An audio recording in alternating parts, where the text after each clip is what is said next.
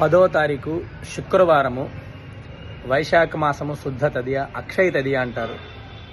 ఆ రోజు మామూలుగా అందరూ బంగారం కొంటే ఇంకా మన సంవత్సరం అంతా బాగా కొంటూనే ఉంటామని విశేషంగా కొంటుంటారు. వాటన్నిటితో పాటు వాటికన్నా కూడా అతి ముఖ్యమైనది అక్షయ తదియ రోజు ఏం చేయాలంటే, అక్షయ తదియ నాడు స్వయం పాకం కానీ, ఉదక కుంభం అంటే నీళ్ల కొండ కానీ, గొడుగు కానీ, చెప్పులు కానీ, విసనకర్ర కానీ బ్రాహ్మణులకి లేదంటే పేదవాళ్ళకి, నీళ్ళు లేని వాళ్ళకి దానం ఇవ్వాలి. అలా దానం ఇవ్వడం వల్ల అక్షయ తదియ నాడు విశేషమైనటువంటి పుణ్య ఫలితం వస్తుందన్నమాట. అనంత కోటి పుణ్య ఫలితం ఆ రోజు అక్షయ తదియ నాడు దానం ఇవ్వడం. ఏ ఒక్కటి దానం ఇచ్చినా కూడా అంతటి విశేషమైన పుణ్య ఫలితం దక్కుతుంది.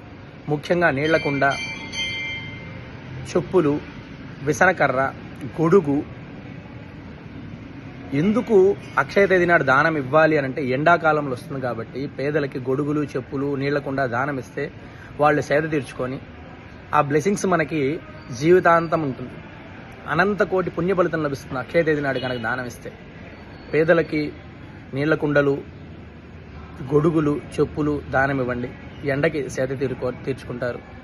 దగ్గరలో ఉన్న దేవాలయానికి వెళ్ళి బ్రాహ్మణులకి స్వయం పాకం దానం ఇవ్వండి. చాలా అంటే చాలా విశేషమైన పుణ్య ఫలితం లభిస్తుంది. మీకు యథాశక్తిగా, ఇంత అంతా అని కాదు, యథాశక్తిగా మనకు తోచిన రీతిలో.